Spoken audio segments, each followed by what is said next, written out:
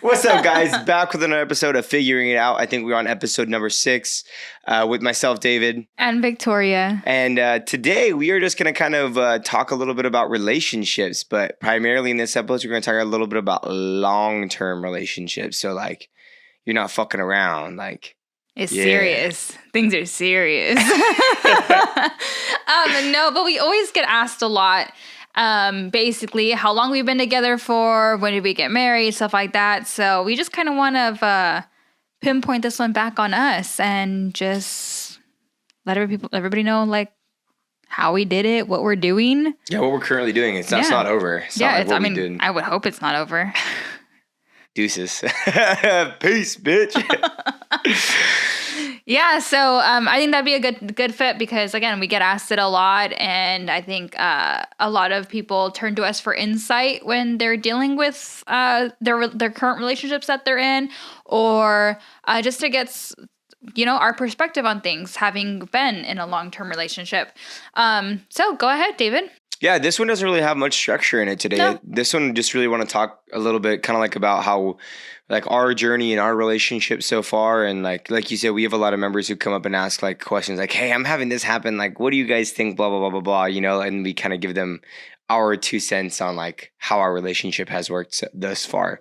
So should we just get a little backstory about our relationship? So Victoria and I got together in middle school. So 8th grade. We've been together for, well, basically next month in 30 days, it'll be 11 years we've been together for. So we've been married for a year and a half, but we've been dating. Well, we've been together for 11 years.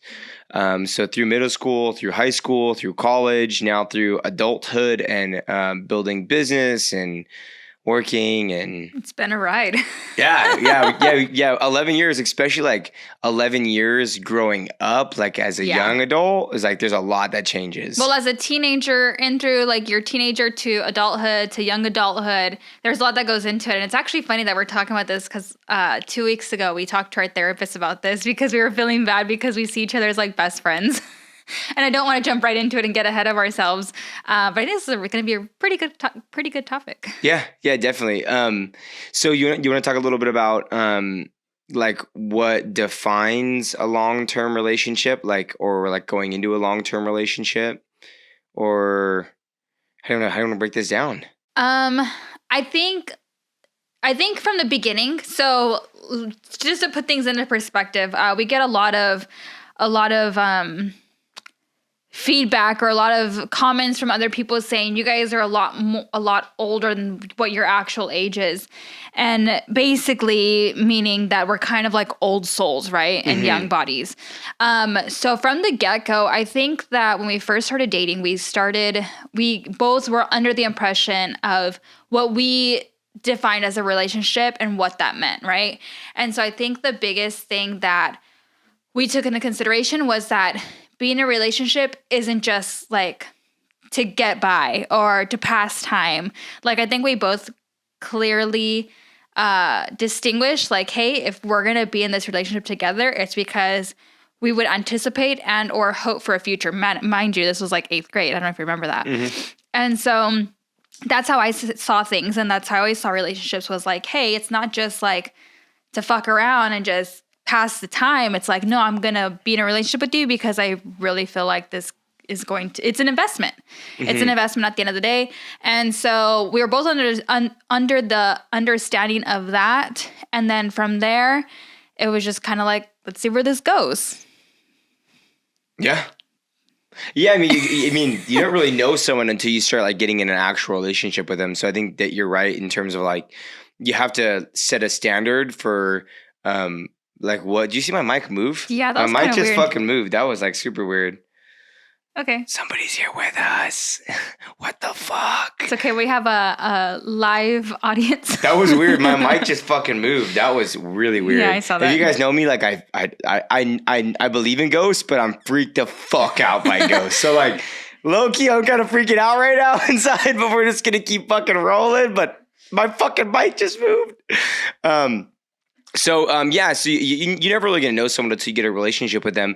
But you're gonna have a decent understanding of them. Like you shouldn't just meet someone and get in a relationship. So you're gonna have like a good understanding of them at least before to know like, is this gonna be a long-term relationship? Is this gonna be a short-term relationship? Is this gonna be a one-night stand? Like you're gonna basically know what type of person they are. Yeah. And then also where you find this person is gonna make a big difference. So like, if you find your girl at the Q Club, like that's probably not going to be a long-term relationship. Or like if you find your boyfriend at Bombay's, like probably not going to be a long-term relationship. And if it is, please do not get offended. No, fuck that, dog. Like, let's be real here. You're probably not going to go to those places looking for a long-term relationship with someone with good qualities. Like just how it is.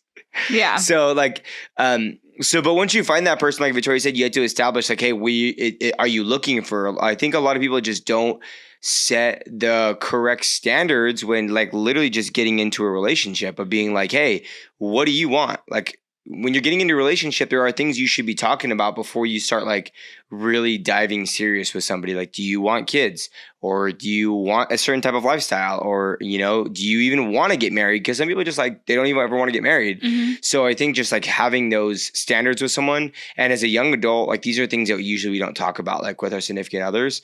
Like these are usually more like once you're a little bit older and you've experienced some things with other people, like then you're more like what tried and true, basically, where you're like, well, I've been through the fucking ringer. Like, I know what I want. You don't talk about it until it happens. Exactly. So yeah, and as a young adult, these are really important things. Like, hey, are you if you're the person you want to date, maybe they're a business owner, and maybe you didn't sit down and have the conversation with them that like they don't have the time to do regular relationship things.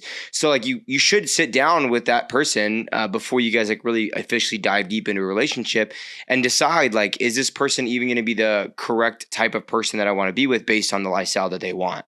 Right. Yeah. Because I think like I said, it's like, it's an investment, right? So why, like, let's just say, for example, you want to have kids and your significant other doesn't want to, like, okay, would you rather spend all that time, like, trying to convince that other person why they should have kids, or just let them go on their way and just realize that, hey, this isn't going to work because this is something I ultimately want and you don't. Why would I make you change? Yeah, that's exactly. So it's an investment. So either way, from the get-go, David and I we were friends at first, and then it just hit off into like a relationship. And mind you, it was 8th grade, so at that time, still it was like, oh, it's a junior high relationship. Like, how far could this go? Like, make it as you think. Like, it's really not like right. Yeah. And so, especially because we were going to be going into high school, so then there was that summer period. You know, everybody talks about like the whole summer things, but either way, we just kind of. Well, when we got into high school, we basically were like at that point where I was like, hey, like, are we actually going to have a relationship or not? Yeah, I think we had the conversation again because high school was obviously a different ballgame. Mm-hmm. Yeah, definitely. And as you're maturing, you're changing as a person. So it's one of those like, do you want to date someone in high school? And then we decided that like we wanted to stay together in high school, and then that would be an official relationship. And then it was the exact same conversation going into college as well, which is like, hey, we're going to be separated. You're going to be at a different city than I am. We're going to be at different colleges. Like, you have to, like, every time you have to revisit these things of like, is it still going to work? Exactly. Well, and do either one of us like want to make this work, basically? So I just think that a lot of people just don't have those types of conversations. And so like, it's the same thing as that when we open the business. Like, we sat down and I was like, hey, this is what it's going to take. It's going to be pretty strenuous on us. Like, from a relationship standpoint, are you willing to suffer through this with me? Like, as we do this journey? And it's just sitting down and having those conversations with your significant other, like, which literally makes it so much stronger when those actually hiccups do occur. Because it's like, oh, we already talked about this. We set the standard that we weren't going to fuck off. Yeah, there ends up being no surprises, and everybody is already like on the same page. So it's like, okay, we don't have to revisit this conversation. We already talked about it. It's like planning, basically. Like, hey, this is what it's going to be like. If it's not like this, cool, but there is a chance that it's going to fucking suck. Yeah. And then a lot of times if you're not, like, if you didn't have that, just like the preparatory talk about it, then like when the actual thing does happen, if you didn't have that talk, then you guys just like kind of both throw your arms up like chickens with their head cut off, like, oh, what the fuck? But like literally a 2-minute conversation could have saved that, earlier. Yeah. So you just having that conversation. So I would say, start there. So like if you're going to be in a relationship with somebody, like figure out who they are and like what they actually want in life. Cause that's going to, the most important thing you could ever do in life is pick your partner. Yeah. Like that's probably like the most important thing you could ever do is like pick the right partner, because the right partner is going to allow you to grow or allow you not to grow or allow you to succeed or allow you not to succeed. So they're going to hold you back or they're going to push you. And so like having the right partner really like basically makes the entire difference in your life, because that person is going to be with you through thick, thin. And then also if you do become successful, that person may, take all your shit. And fuck you over. And fuck you over. It's totally not what I'm doing, guys. She's like, it's totally not what I'm doing, guys. No, if I was, I would have been gone by now. Yeah. But on that note, I think it would probably be good to talk about how we kind of seen if we had the same values, because I think that's the other thing, that obviously not only are you looking for qualities, but it's like, do you share the same perspective on like, let's just say family time or going out, and maybe that kind of already touched base on it, based off 2 minutes ago. But do you understand what I'm saying? Yeah, like having the good core values as people, like that type of thing, or just more like negotiating one person's wants versus needs and then the other person's wants and needs. Basically, just like seeing like, okay, like for example, I guess it can tie into like love languages, exactly. Like basically like I value a lot of like quality time. So not only just quality time with my significant other, but with family too. And then making sure that, let's just say if your things line up the same way. So we're jumping like fully into like basically what makes a long-term relationship last now. Yeah. Yeah. Cool. So now we've established like there's one thing that we strive to do on the podcast. You guys have probably listened so far, is that we set things out in like steps. That's kind of what we like. That's what we like to do. So step one is like understanding the other person's like what they want in life, like what they're like, what type of person they are in terms of like kids, house, what lifestyle they want. Yeah. And now it's like, okay, now you're in a relationship with someone. Like, what are some things that have like really benefited Victoria and I, and things that we've struggled through and that we've gotten better at. And so like what she said is a lot of it has to do with like values and what each person wants. I would suggest, and like, guys, I'm more of like, I don't like to use the word, it's not like an alpha person, but like I'm definitely more of like, I like sports and I like working and like outside shooting guns. Like I'm definitely more of like that type of person, rather than like sitting down and painting a painting with my wife and like cooking, and like I don't really do that shit. So like so coming from my perspective, when we sat down to take the love language test, and like all these things like, I fucking throw up in my mouth, like fuck, dude. But I think that hopefully a male can take away from this is that like your significant other's wants and needs are probably the most important thing in your relationship. Because if your partner's wants and needs are not being taken care of, like for example, Victoria's love language is quality time. Like I didn't think that going and taking a walk and getting a cup of coffee, like our local coffee shop, like didn't think that meant shit to us, or to me at least.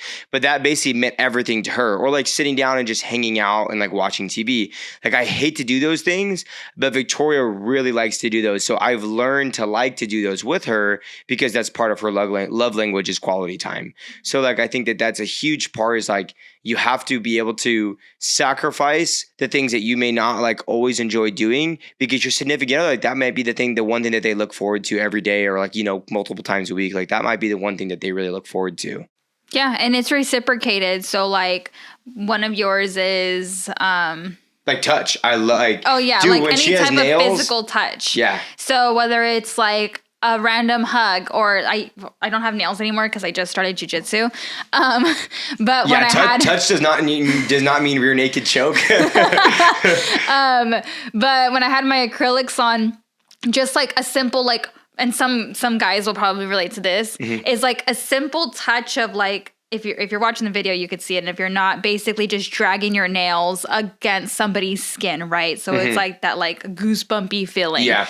And so for him, that was a big thing. And so it's like if something's wrong, or like I've come to learn, like if he is stressed out, or just something's up, just a simple like my hand, like either touching his leg or touching his shoulder or just grabbing his hand, just the touch is kind of like a reassurance of like, hey, like, I don't want to be like, you're safe, but like, it's like comforting. And so that's one of his big things. And for like, originally it was kind of like, I don't think I did a lot of that. Well, you just didn't know any better. Because I didn't know. Well, exactly. That's how I was getting to. Was I didn't do it because I didn't know. And now, like, if I pick up on certain cues, I'll do it more often because it's like, it works. Well, and it's also like just like going out of your way to take the test. Of like, I don't even know what the website is. I think it's just like love languages. We can link it in the comments. Yeah, well, we can just link it. Yeah. And like literally, I think it's like lovelanguages.com or something. You just take the test. It's a quick test. And there are things that I didn't even realize that were like important. So like for me, like my number 1 and number 2, and they're both tied, are like the touch and then like gifts. I like little gifts, like whether she buys me like a pack of like food or something, like I just like gifts. And so for her, it's like quality time. And then I don't know what your other one is as well. I don't know if it's touch, or I don't know what your second one is. But I know for you, it was like outstanding 100% quality time, like beat everything else. Whereas mine were like more even. Oh, mine was words of validation. Exactly. So like telling her like, hey, you look good, or like your hair looks good, like giving her words of validation. Hey, you're doing good. The job you did here was amazing. Like giving her words of validation. So like I didn't know these things. So these are really important to communicate to your significant other, because you might be doing something that's like completely wrong. So like I might be buying Victoria gifts and she's like, oh, this is kind of cool, but like she doesn't give a fuck if we don't spend any time together. Right. So, and vice versa, like she may like be trying to spend a bunch of time with me and I'm like, leave me the fuck alone, like because like I want to work. So you just have to learn that's a really, really big part. And then you have to like just acknowledge that your significant other has different wants and needs. Like I think a lot of relationships, they go sour because it's always about like my wants and needs. Like that's a really big thing nowadays, is like, I need to be prioritized. I need to be like, well, yeah, you do need to be prioritized. Like, yeah, your partner shouldn't fucking kick you to the curb. But like, dude, like the whole point of a relationship is like literally giving to your significant other. Like you're basically giving your life to them, and vice versa. So when you give, you get. But if you only get, you take, you don't get anything in return. Yeah. So, or yeah, exactly. Either you're over giving, and which is why some people are like, I'm doing so much, it's like the other person's not doing anything. Well, obviously that's like a red flag. Yeah, we hear that a lot. And then if you're like, you're a taker, so basically you're selfish, you're always expecting to have things given to you, that the other person is kind of just on the other side of things getting depleted because you're constantly taking from them and you're not doing anything in return. Exactly, yeah. And so again, just making sure you have that equal balance of things and just making sure each other's needs are like met and satisfied. It's like being hungry, like you're gonna want food, like you don't want to starve. You want to make sure that you are getting enough sustenance to keep going, and I think that's a really big thing that a lot of people need to understand about their significant others, is that we're all human. As much as we have to look at ourselves and reflect on the things that we want in a partner, you have to expect that another person is thinking the same thing. Yeah. And that's all people forget. It's like, oh, those are goals, or I just want a guy to do this. I just want a guy to do this. And it's like, well, what if the guy just wants a girl to do this, Yeah. And you have to kind of like blend it. And that's when, compromise comes into play. Mm-hmm. Yeah. Because not everything that you want to do is what your significant other wants to do. And so like, and that doesn't mean, and a lot of times people like see this as conflict in a relationship. And I don't think that it like really is that much of a conflict. Like that's just your, like I love, obviously we're married and I love her to death, but she's like, there are some times where I'm like, dude, like we've already spent a lot of quality time together. Like I just want to go off and do my own thing. And then a lot of people will see that as like a really big conflict in a relationship. And they turn that into something that's really not that big of a deal, where it's like, you can just have a simple conversation of like, hey, are your needs met? Are my needs met? It's like, okay, cool. If they are, then I'm gonna go do my own thing. So it's like, and a lot of people will like take these things, and because they never communicated it with each other, like they always see it as like larger issues than what it actually is. So like taking the test, knowing what they are, communicating with your partner, basically will like leave no room for error in a way. Yeah. So I think, and then now we can kind of get into like the quality traits that make a long lasting relationship work really well. So like, yeah, I think the biggest thing, and it's like we've been talking about this up until obviously now, is communication. I mean, I think the biggest thing is just communicating, because if you don't, like, if I don't say how I'm feeling, how is he supposed to know? Like, he doesn't fucking read minds. Like, I can't expect him to. And so if I'm not communicating my current needs or my current wants, like, how is he supposed to know to be able to meet those and fulfill those? So I think the biggest thing is communication, because it's like, if you're not communicating, you're not on the same page. If you're not communicating, the other person's not going to understand you. If you're not communicating, like, you're basically just hindering yourself from getting to where you want to be. Yeah. And I think that, so I think communication, you and I have both established this, is that we think that communication is the number one key in a good relationship. Like, I think that out of everything, like besides like maybe trustworthiness, but like, I think that communication really triumphs all things, because if you can't communicate, well then the relationship's never going to be even. Like you're never going to be able to like understand the other person and help the other person or help yourself if you can't communicate those things to each other. So that's why we think communication is so important. And I think that there's something that ties into communication, which is ego. And a lot of times what will happen is that someone doesn't want to communicate something because they're afraid their ego is going to get bruised, or maybe they have an overinflated ego, or maybe like they have their ego is for themselves, or their self-worth is very, very low, and they're afraid to communicate things, and then that makes them suffer in the relationship. Like, the worst thing ever is like when you fucking ask significant other, hey, is there anything wrong?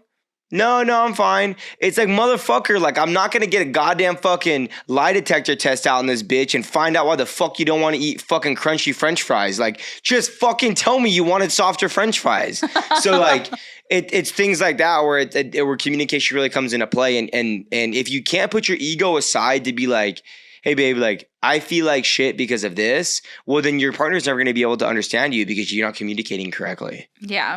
Yeah, I started laughing before you even mentioned this, because I already knew where you were going about like, hey, what's the matter? Oh, nothing's wrong. And then you're like, oh, okay, no, whatever. Like, okay, nothing's wrong, but totally you're like dying inside because something's totally wrong. Yeah. And so it's taken a few years and attempts to like have this happen, where it's like, now if something's bothering me and he asks, like, at first I'll be like, no, nothing's wrong, but then I'm like, fuck, something's wrong. Like, yeah, so now instead of having to ask 2, 3, 4 times, it's like you ask like, hey, we don't even really have to ask that much anymore. No, now it's just cues, like, and you pick up on that after a while. It's like you obviously get to know somebody a lot, that like the cues, whether if it's like a sigh of breath or like, whatever. And so now it's just kind of like, all right, give me a sec. And then it allows me to, again, like, just pause before I just start blurting out like anything and everything. I'm like, all right, he asked me what's wrong. Let me form this in my head and be able to tell him clearly, so that way it's easily communicated on what's wrong. Yeah, and then you build trust with your partner when you communicate effectively with them. Because if I ask Victoria, like, hey, what's wrong?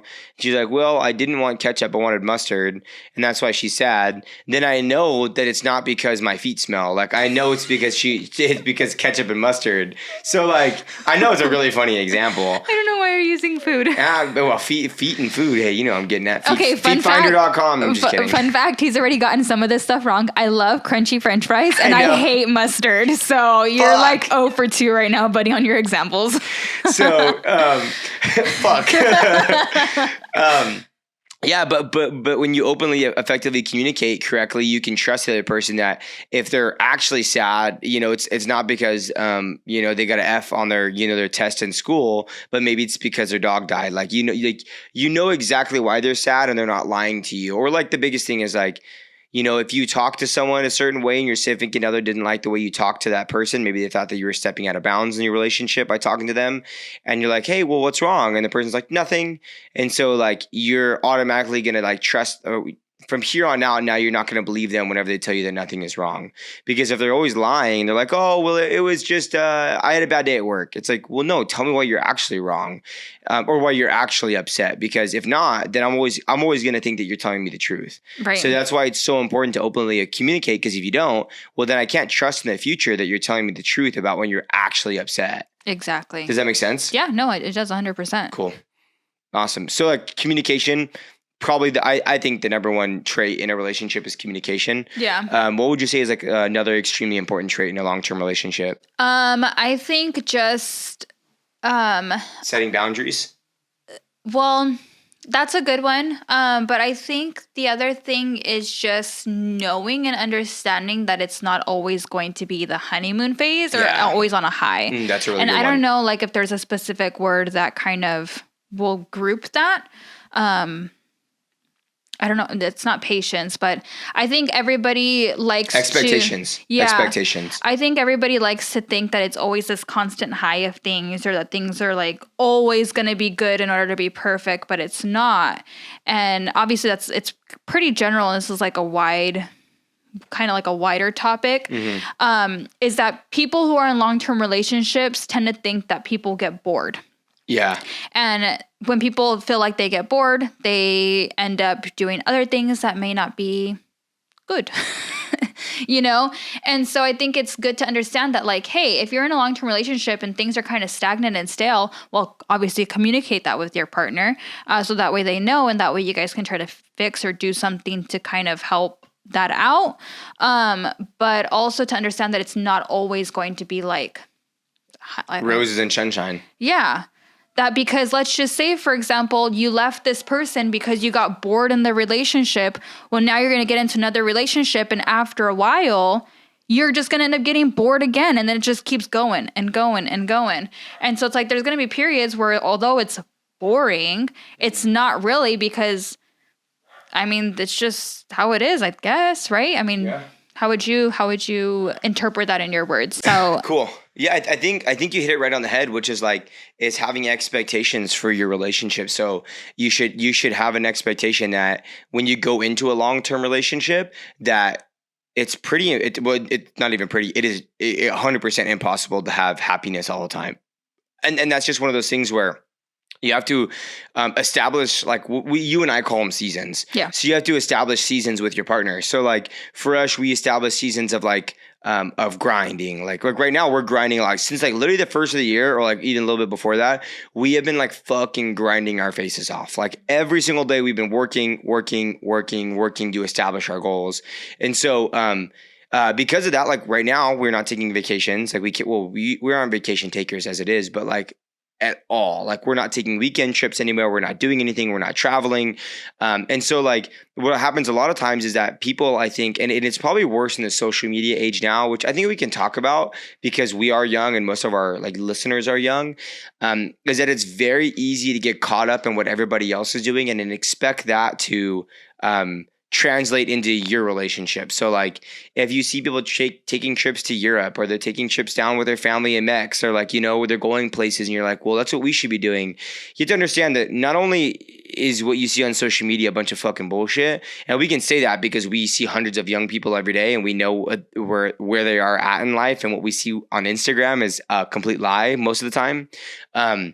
But the biggest thing is that they have a different relationship than you do. So like they may be in a period of being able to explore right now. And then maybe later this year, they're going to be in the opposite position where they're working their faces off. So like you guys have to understand that you guys are going to be in different places of life. And so it goes the same with family. Like maybe for an older couple, like you might have 2 years where you have to take care of your mother or your father. And so you may not have the amount of extra time to hang out with your significant other or your family as much. So, but you just have to effectively communicate those seasons and those expectations of like, hey, right now is not a time for us to literally go travel and go fuck around. Or maybe, hey, this is going to be like a month and a half of like, do whatever the fuck we want. So like, I think those expectations should always be there. And I would say that some of the top things I think that really skew people's outlook on relationships is money. So the want for more money, or what other relationships look like they have money and they're doing things. I think sex is really important because I think a lot of people think that when you're with someone forever, that it has to be like when you guys first got together. So that's really important. So money, sex, and then I would say like I don't know if you would call it like status or like symbolism, but like what's the word I'm looking for? A recognition. So like feeling like you guys are like you're putting each other out on social media. Like we have friends where like we have friends who are in a relationship and they just don't like, there's one person in the relationship who like just is not really a social media person. So they don't put their significant other out there. And so then that person feels like, well, my significant other doesn't like me because he doesn't post me on his Instagram stories. Like, no, he's probably going to give you a better life than 99% of people. That's just not his style to do things. And then for the other two things is that money doesn't make a relationship better or worse in a lot of ways. Does it allow you to be freer and maybe possibly happier? I think it does. I think that money is a very important thing to worry about. But being with someone else who has more money, or even being with someone else who has less money, is not always a better or worse thing. You should not judge your relationship worth based on how much money you have. And then lastly is sex, which is like, just like everything else, after a year and a half, 2 years, I mean, you basically have done everything you want to fucking do. Like, yeah, you can spice it up as much as you want. But if you think that sex with someone else is going to be better, yeah, it'll be better. And it might be better, or it'll be different in the short term. And so don't get confused different with better. And so you think that, okay, well, I'm with somebody else now. Okay, well, after 6 months, guess what? You're going to have that same fucking feeling where you want to switch to somebody else.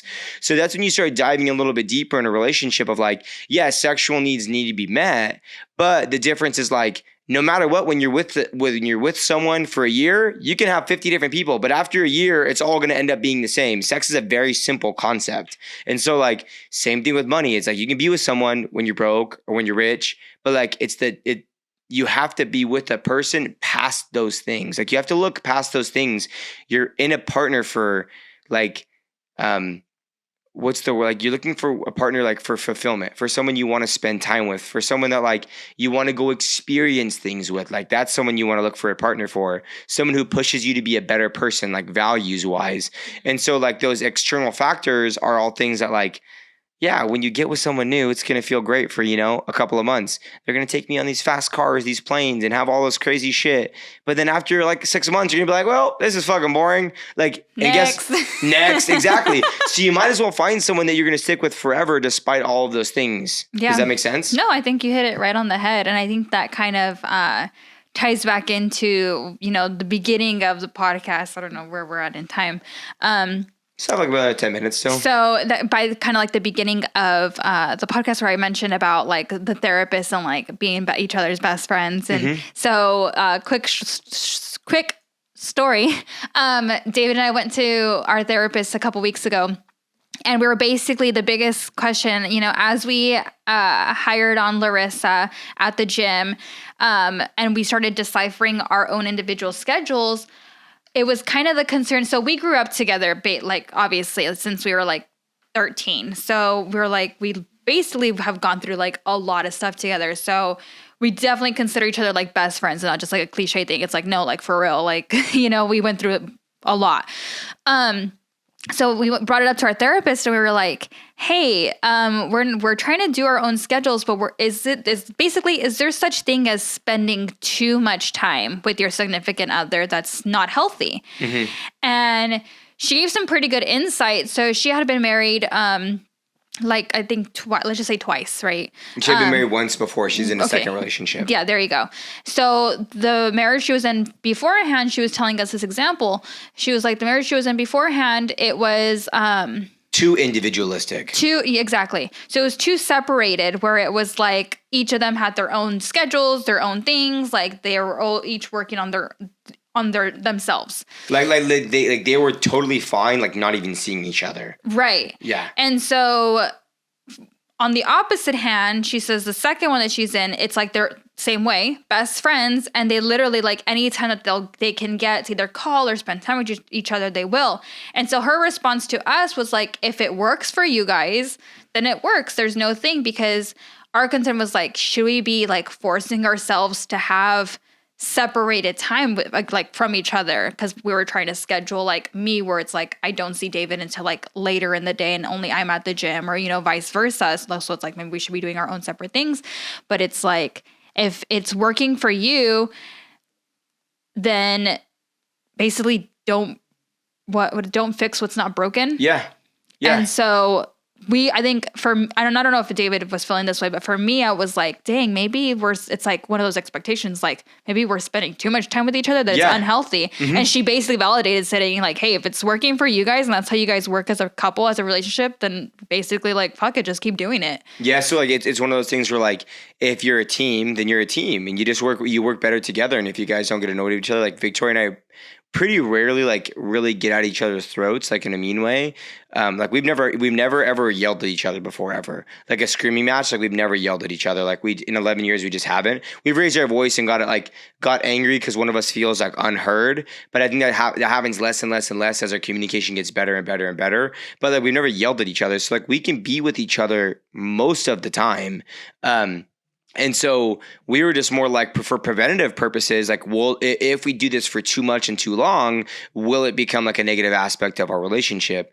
And she basically just said, like, navigate things the way you usually would. So be together.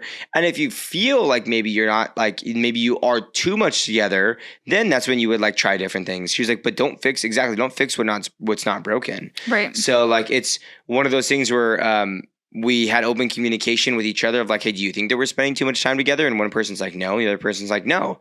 Cool. Well, then there's nothing to change there. Yeah. But it's like, once again, it's having the open communication. That's a good example that, when we went to the therapist, like these are things that we bring up with her of like, these are things that no one really talks about in relationships. And this is why we want to bring this stuff up on the podcast. Cause like, young people our age don't really talk about a lot of these things, or or even go to therapy. Right. And so it's like, why not just help you guys when what are still figuring it out, mm-hmm. right? Yeah. That's the point of this. But I think that's a good perspective to reflect on, because I think it kind of goes hand in hand with like, that's not to say if he wants a guy day of golf, I'm going to be like, no, I need to go with you. Like, I'm not going to be his chicle. Like, I'm not going to be like all up in it, whatever. Like, cause again, I know when people need their own breaks and their own times, and it's like, okay, like I'll be able to go have lunch with my mom and my sisters and whatnot. And I'm getting like, that's being met because it's like, for me, family time, stuff like that. So mm-hmm. I think it's just communicating overall and just making sure each other has the space that they need. If they want to go out and do something, okay. It's not that they're asking for permission. It's just I'm making sure it's a balanced flow. Yeah. I guess. Yeah, totally. Word. Mic drop. That's it. No. So we touched on like establishing like your boundaries of your relationship, like before you get into one. So establishing what you want, what they want in life, and if it works out together.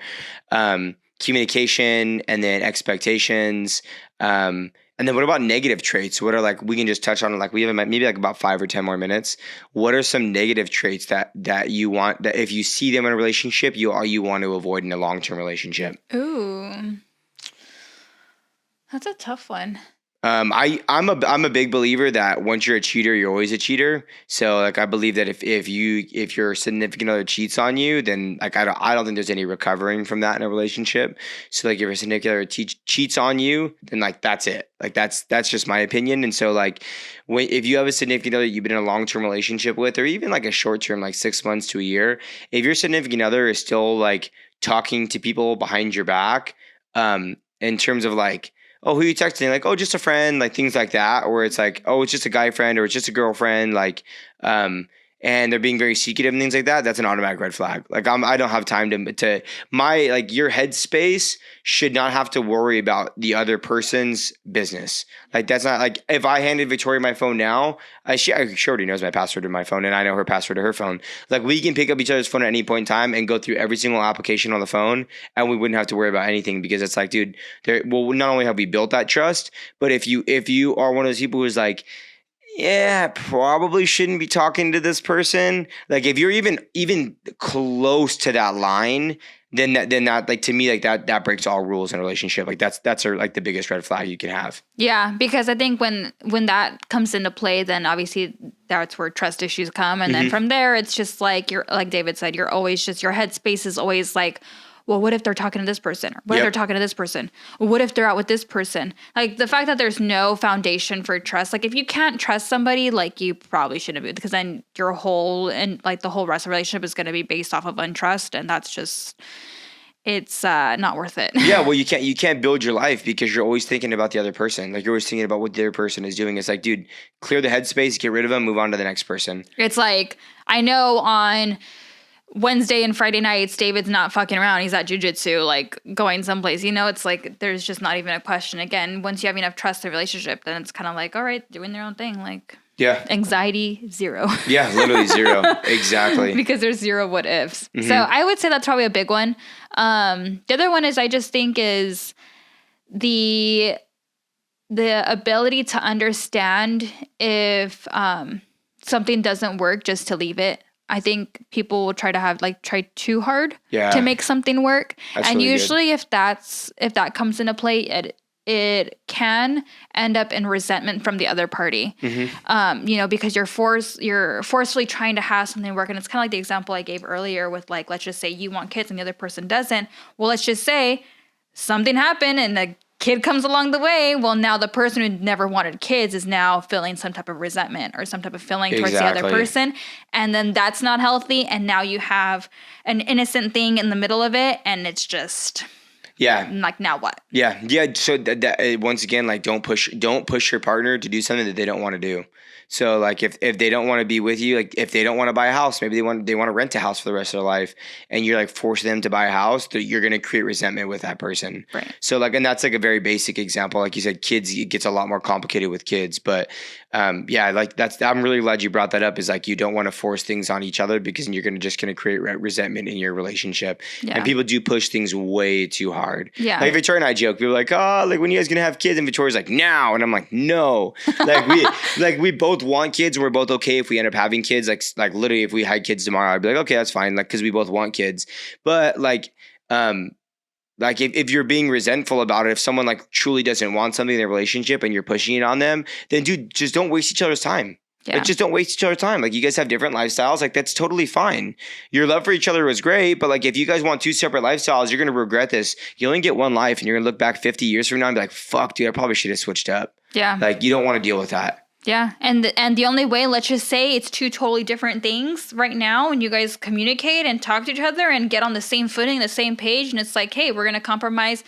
I won't have this if this won't. And then the other person's like, I won't have this. And that's like, okay, like this can actually possibly work. It's like this dance, right? And so you don't want to be stepping on the other person's toes, but you want to make sure it's flowing correctly. So right now you guys are in two different lifestyles, two different goals, talk about it, see if at any point there can be like a mesh between the two. Yeah. And then at that point it's like, okay, this could actually work. We'll flow together. Or it's like, hey, no, I'm very like hard on like not doing this, and I'm hard on not doing this. Like, these are things that were non-negotiables, mm-hmm. and you're not going to budge. And so then it's kind of like, okay, well, I don't want to have one give up one thing, and I don't want to give up one thing. And so it's like, that may just not work. Yeah, maybe you guys are just cool as friends. Yeah, if it's one of those non-negotiables where no matter what, like it's not a compromisable issue. If it's one of those things like kids is huge, like some people really don't want kids. And if someone does not want a kid, that's the biggest responsibility you can have in life.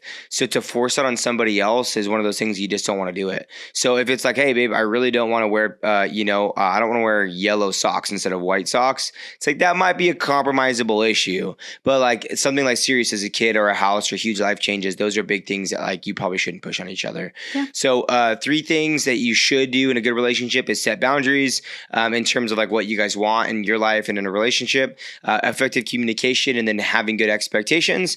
And then the 3 bad things, I think we'll add one more. So the first thing would be, don't push things on each other. So don't create resentment with each other. Don't play around with falsehood of like lying or like talking to other people. Like, don't push that boundary with other people. Stay truthful to your relationship. And I think the last thing that I want to add in real quick before we end here is your habits. So like having a partner who has good habits. So that's really important. You don't want to have a partner who like, you can't really look past certain things. Like like really hard drug use or certain things where it's like very hard to look past some of those things. Like if and I'm talking about getting into a relationship. If you're already in a very long relationship and you're trying to help your partner through something, that's a little bit different. But if you are getting together with someone and you see a fuck ton of red flags of like they spend their money, their credit card balances are up their ass, they have no savings, their car's always breaking down. Like there's certain things you're like, dude, those are so many red flags. They're always asking you to pay for things. Like those are bad habits and red flags that you shouldn't deal with. So those are 3 good things and 3 bad things. Yeah, I think that's pretty good. Cool. So I don't want to keep the show going too much longer. So we'll end it here because people like the shorter podcast. So yeah. Outro the bitch.